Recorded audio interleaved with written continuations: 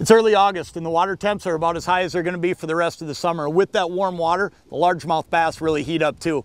Jonny Petrowske and I are going to head out today. We're going to show you what to expect and how to catch them right through the rest of the dog days of summer.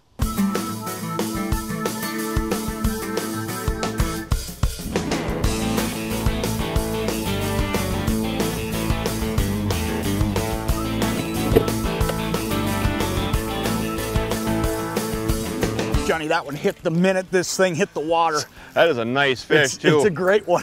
I'll tell you, this buzzbait, you sit up in the front of the boat like this, and you're throwing an aggressive bait like I am in this buzzbait, and you'll pick a lot of these fish off. And then behind me, Johnny's coming. Look at that largie. Wow, that's a nice fish. That's a great way to start the morning. But behind me, Johnny's throwing a frog. And what that'll do is it'll pick off any of those fish that aren't aggressive and grab that buzzbait that's coming through here. And this is a Booyah Buzz. I mean, it's as simple as it gets. You know, the buzzbait is a great bait. I mean, it picks the active fish out of any lake. You know, the buzzbait goes into the deepest cover, and it's basically like the bumper cars at the fair. It's bouncing off reeds, weeds, pads. Any active fish is going to hear that and it annoys them. They just want to crush it. But the thing is, not all fish are active all the time. So I follow up with a frog. Now I can slowly pick through the weeds, pause that frog, stop it, twitch it. Nice, gentle presentation they could sneak up on. It's a 1-2 punch that produces every time. And especially in the mornings, you know, we're up in a shallow bay right now, and there's a reason for it. The bass are up here feeding. Now later in the day, as that sun gets high, we may have to slide out a little bit deeper, but boy, if you can get in on them in the mornings like this, you're gonna get a lot of these right here.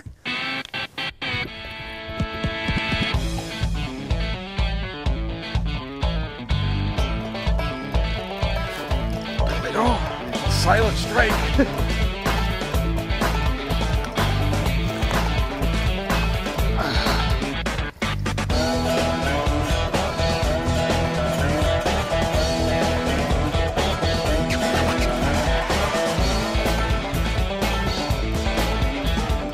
Just goes to show you that locations throughout the day can change, but all said and done, these fish still eat in the same spot.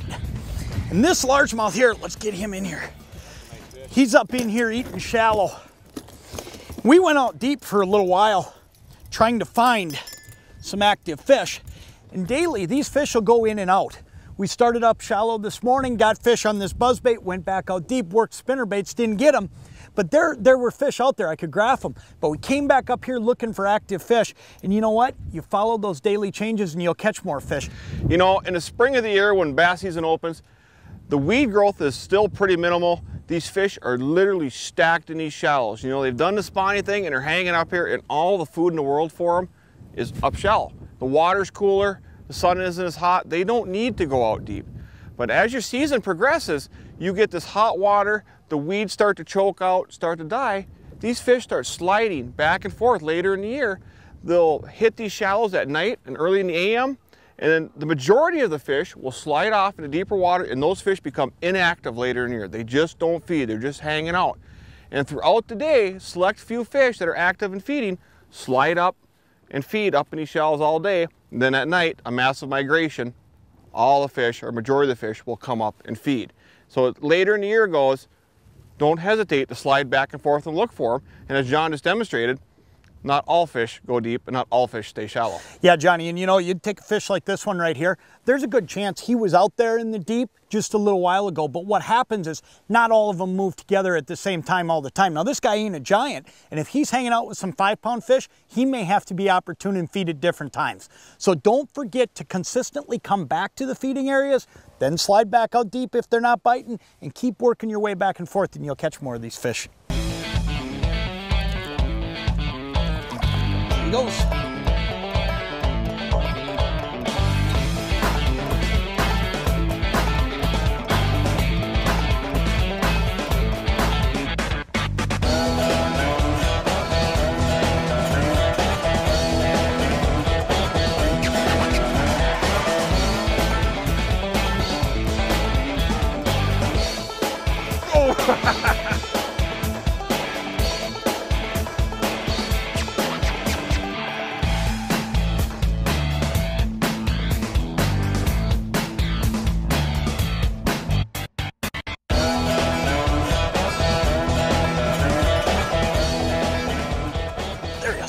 Nice.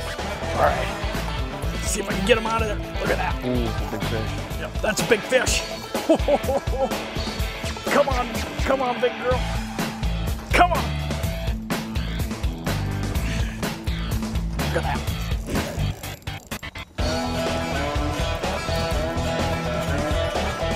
Come on. There we go. Ooh, look at the size. You want that? Mouth. Yeah, you know what? It can't hurt to get this one with the net, Johnny.